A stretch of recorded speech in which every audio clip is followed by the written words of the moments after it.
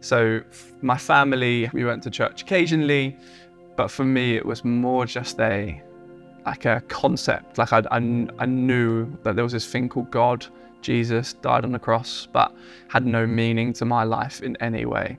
When I was 2 years old, my mum and dad got a divorce.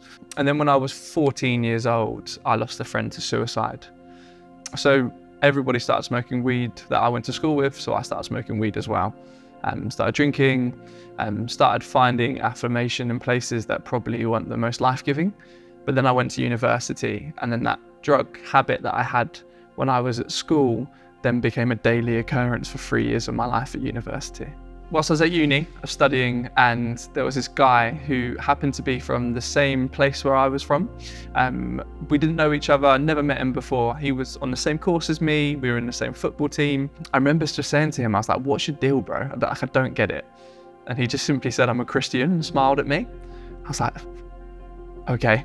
And that's as far as that conversation went. My drug habits became quite, I'd say, took another step on, because as I was earning more and the excess of my life was then growing. Outwardly it looked like I was having a great time, but inwardly it was just a mess.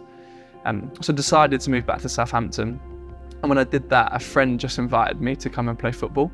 I got invited each week to come, and was in this group where people were genuinely interested in my day-to-day life. I then snapped my elbow on a drunken drug night out. It was like 3 o'clock in the morning, snapped my elbow, meant I couldn't play football anymore. And this friend who I met at university, who then invited me to football, he had been continually trying to get me to come to a church thing, and I'd just been continually saying, no, it's not going to happen. But then he said, "Mate, you've got nothing else to do with your evenings now. Why don't you come and try Alpha?" So I was like, yeah, why not?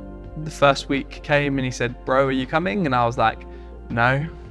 The second week came, it was the same question and the same response. And then the third week came and he was like, "Bro, I'm coming to pick you up and you're coming to Alpha." As the evening went on, week 3, why did Jesus die for us?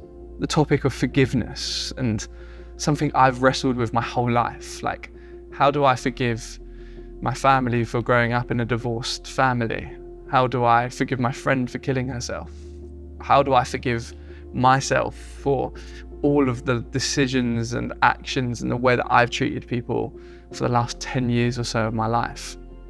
And it was just this like moment of going, wow, I really need to like think about this. And I just stood at the back of church. Everybody was like worship with the hands in the air. And I was like, if I believe this, and if I want this to be part of my life, I need to give this a try. So as I like lifted my hands up, I just remember a song we were singing that says, "When our praise goes up, our walls come down." And in that moment, my walls came flooding down. I cried uncontrollably. But they weren't sad tears, they weren't happy tears. They were just kind of like a realization tears that God was with me in those high moments and I had denied him. God was with me in those really low moments in my life and I denied him. And God was with me now and I was denying him. So at that moment, I was like, I'm in, like, that I give my life to you, Jesus. But overall, the thing that dropped straight away was the anger that I held in my life. Like, friends and family would describe me as a bit of a grenade, and that's changed. Like, that isn't what I'm described as now. The difference that Jesus has made in my life is knowing that I'm loved. Like, I know that I am loved.